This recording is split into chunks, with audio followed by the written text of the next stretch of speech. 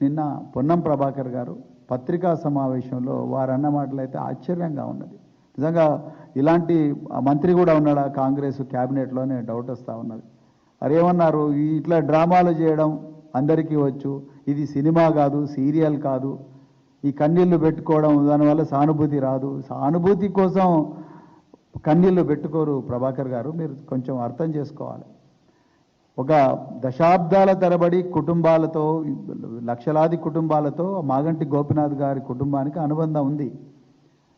అలాంటప్పుడు ఆ అనుబంధం ఉన్న కార్యకర్తలను మాగంటి గోపీనాథ్ గారిని చూసి వాళ్ళు ఏడుస్తూ ఉంటే వాళ్ళని చూసి మాగంటి గోపీనాథ్ గారి సతీమణి సునీత గారు కన్నీళ్లు పెట్టుకున్నారు. ఇది మానవ సహజం. ఇందిరాగాంధీ గారు చనిపోయినప్పుడు దేశంలో కోట్లాది మంది కన్నీళ్లు పెట్టుకున్నారు. అది కూడా సీరియలేనా మీ ఉద్దేశంలో? రాజీవ్ గాంధీ గారు శ్రీపెరంబుదూరులో టెర్రరిస్టుల దాడిలో, మానవ బాంబు దాడిలో చనిపోయినప్పుడు దేశమంతా కన్నీళ్లు పెట్టుకున్నది. ఒక ప్రధాన ప్రతిపక్ష నాయకుడు చనిపోయిండని చెప్పేసి, అది కూడా మీ దృష్టిలో సీరియల్ డ్రామానేనా?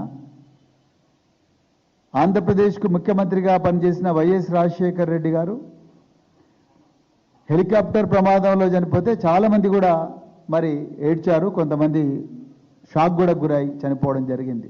మరి అది కూడా సీరియలేనా మీ దృష్టిలో? అది కూడా ఒక డ్రామానేనా? ఏం మాట్లాడుతున్నారు మీరు కానీ మీ మంత్రులు కానీ, తుమ్మల నాగేశ్వరరావు ఏం మాట్లాడుతున్నారు? ఇప్పుడున్న అభ్యర్థి మాగంటి గోపీనాథ్ గారి మరణాన్ని దైవ నిర్ణయం అంటున్నారు. అంటే ఆయన చనిపోవాలని దేవుడు భావించాడని మీరు చెప్పాలనుకుంటున్నారా? ఇప్పుడున్న అభ్యర్థి, కాంగ్రెస్ అభ్యర్థి వాళ్ళ నాన్నగారు,